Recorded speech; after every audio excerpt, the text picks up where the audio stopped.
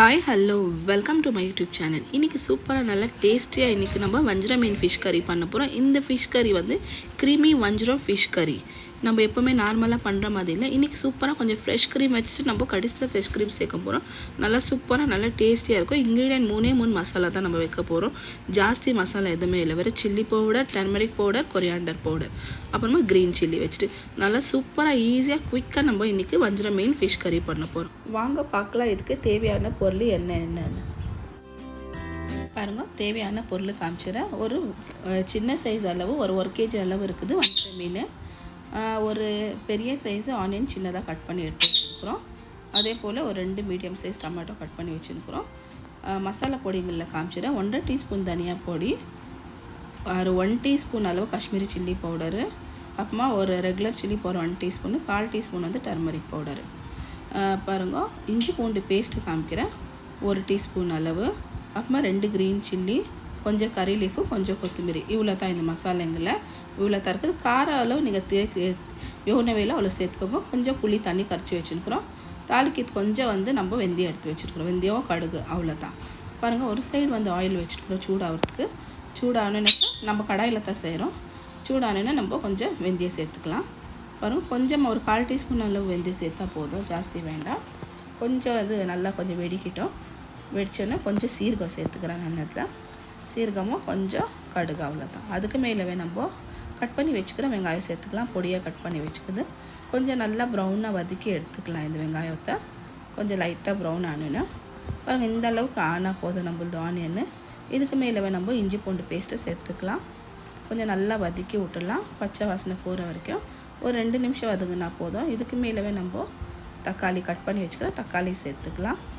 நல்லா இப்போ மிக்ஸ் பண்ணி விட்டுடலாம். ஃபுல்லாக இந்த இஞ்சி பூண்டு பேஸ்ட் ஆகட்டும், இது எல்லாமே நல்லா கொஞ்சம் மேஷ் ஆகட்டும். நல்லா வதங்கணும். கொஞ்சம் உப்பு சேர்த்துக்கலாம். தேவை அளவு இருக்குது. உப்பு எவ்வளோ வேணுமோ அவ்வளோ சேர்த்து நல்லா மிக்ஸ் பண்ணி விட்டுடலாம்.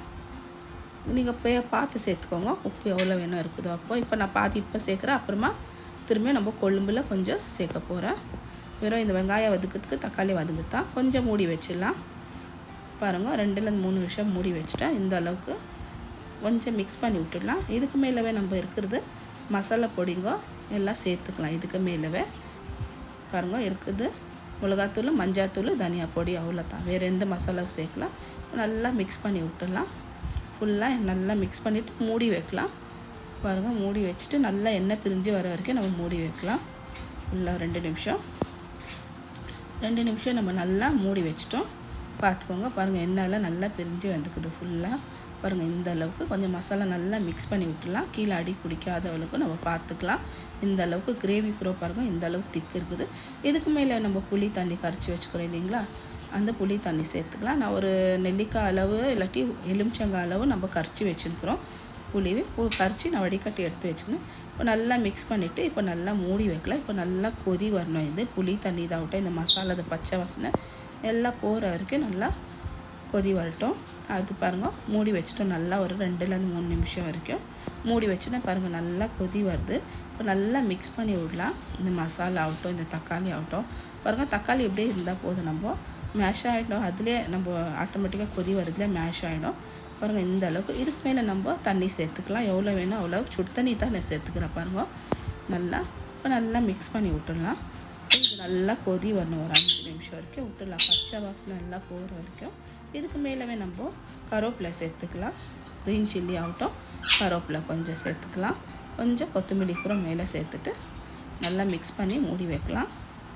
ஃபுல்லாக நல்லா மிக்ஸ் பண்ணி விட்டுக்கலாம். உப்பு இப்போ வேணாக்கா இந்த ஸ்டேஜில் நீங்கள் சேர்த்துக்கலாம் உப்பு. ஏன்னா மீன் நல்லா சேர்த்துட்டு அப்புறமா நம்ம உப்பு சேர்க்க முடியாது. கொஞ்சம் மூடி வைக்கலாம். பச்சை வாசனை போகிற வரைக்கும் நல்லா கொதி வரட்டும். பாருங்கள், நல்லா கொதி வந்துடுச்சு. இந்த அளவுக்கு நம்ம மூடி வச்சிட்டோம். இப்போ நல்லா பாருங்கள், எண்ணெய் கூட நல்லா பிரிஞ்சு வந்துக்குது. இந்த அளவுக்கு கொள்ளாட்டி நல்லா மிக்ஸ் பண்ணி விட்டுக்கலாம். மேலே கீழே மிக்ஸ் பண்ணணும். இருக்கிற மீன் வாஷ் பண்ணி வச்சுக்கிற மீன் நம்ம இதில் சேர்த்துக்கலாம். பாருங்கள், நல்லா ஒரு 1.5 கேஜி அளவு ஒரு மீன் எடுத்து வச்சுருந்தேன் நான். ஃபுல்லு சின்ன மீன் வந்து ஒரு 1.5 கேஜி அளவு இருந்துச்சு. பாருங்கள், எல்லா மீனாக நம்ம சேர்த்துக்கணும். ஃபுல்லாக பாருங்கள், இந்த அளவுக்கு ஃபுல்லாக ப்ரெஸ் பண்ணி விட்டுலாம். நல்லா இந்த கிரேவியெல்லாம் முழுகிற அளவுக்கு பாருங்கள், இந்த அளவுக்கு ஆயிடுச்சு. இப்போ நம்ம மூடி வச்சிடலாம். ஒரு 8லேருந்து 10 நிமிஷம் வரைக்கும் நம்ம மூடி நல்லா கொதிக்கட்டும். ஜாஸ்தி வேண்டாம், ஜாஸ்தி கொதிக்கணும், ஜாஸ்தி விடணுன்ட்டு இல்லை. கரெக்டாக 8லேருந்து 10 நிமிஷம் வரைக்கும் பாருங்கள் நம்ம நல்லா மூடி வச்சிட்டோம். இந்த அளவுக்கு நல்லா கொதி வந்துடுச்சு பாருங்கள் ஃபுல்லாக. இதுக்கு மேலே கொஞ்சம் கருவேப்பிலை சேர்த்துக்கலாம்.